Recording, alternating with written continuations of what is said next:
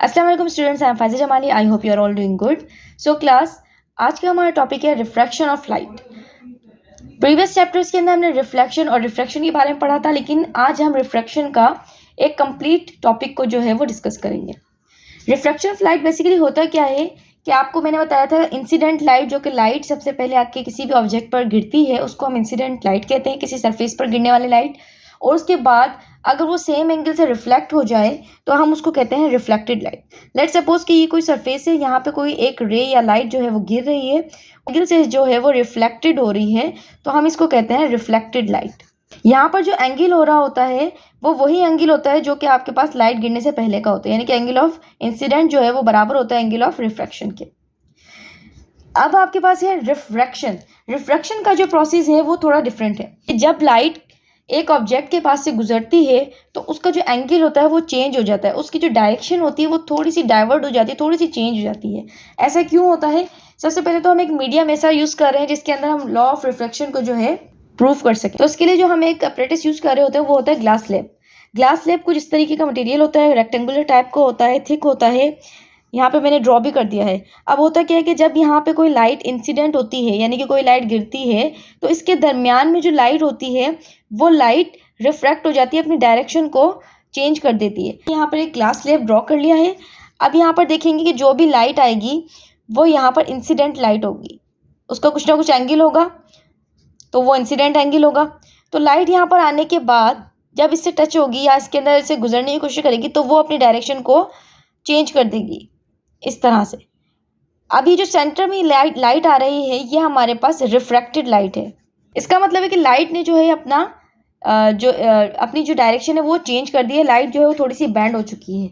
तो इसी फिनोमेना को हम कहते हैं refraction of light. Bending of light after passing through a transparent material is called refraction of light.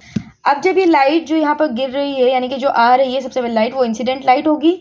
इसके बाद जो सेंटर में अपनी डायरेक्शन बेंड कर चुकी है वो रिफ्रैक्टेड लाइट होगी। लास्ट में जो बेंड होने के बाद यहाँ से जो एक और लाइन गुजरेगी वो होगी इमर्जिंग लाइन या इमर्जिंग रे। ये जो इमर्जिंग लाइट होती है ये इंसिडेंट लाइट के बिल्कुल पैरेलल होती है, मतलब कि इसकी जो डायरेक्शन होगी बिल्कुल इंसिडेंट लाइट की तरह होगी, लेकिन जो सेंटर में जो प्रोसेस हुआ है, यानी कि जो सेंटर में बेंडिंग इफेक्ट आया है, इसको हम कहेंगे रिफ्रैक्शन ऑफ लाइट। नेक्स्ट है हमारे पास लॉ ऑफ रिफ्रैक्शन।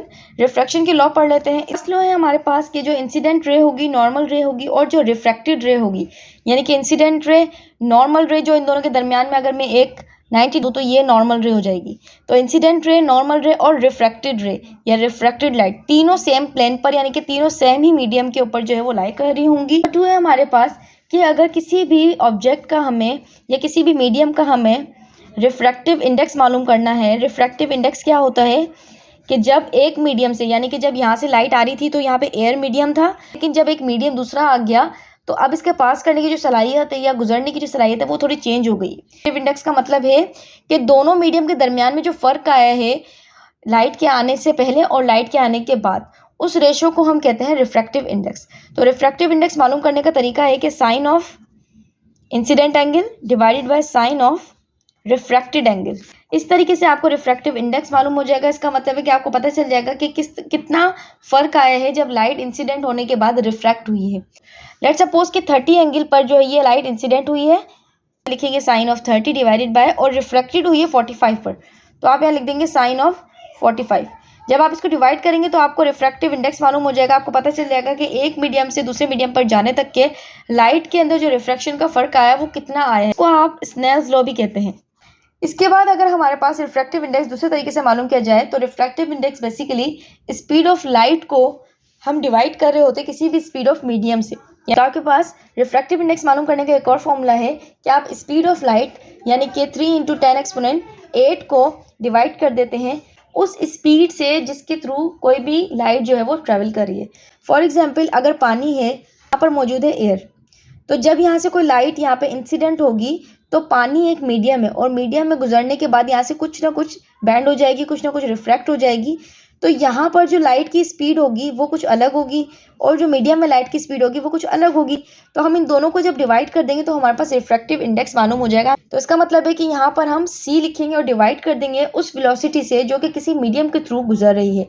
तो ये हमारे पास रिफ्रैक्टिव इंडेक्स का सेकंड फॉर्मूला है, जिसके अंदर हम स्पीड ऑफ लाइट को डिवाइड कर देंगे वेलोसिटी ऑफ लाइट किसी भी मीडियम के थ्रू। तो ये था क्लास हमारा आज का टॉपिक। आज के टॉपिक में हमने रिफ्रैक्शन ऑफ लाइट के बारे में पढ़ा और लॉज ऑफ रिफ्रैक्शन के बारे में पढ़ा। इसके बाद हमने दो फॉर्मूले पढ़े जो कि हमारे पास रिफ्रैक्टिव इंडेक्स के बारे में है। इंशाल्लाह नेक्स्ट वीडियो में मिलेंगे, तब तक अपना ख्याल रखिएगा। Do like, subscribe my channel. अल्लाह हाफिज़।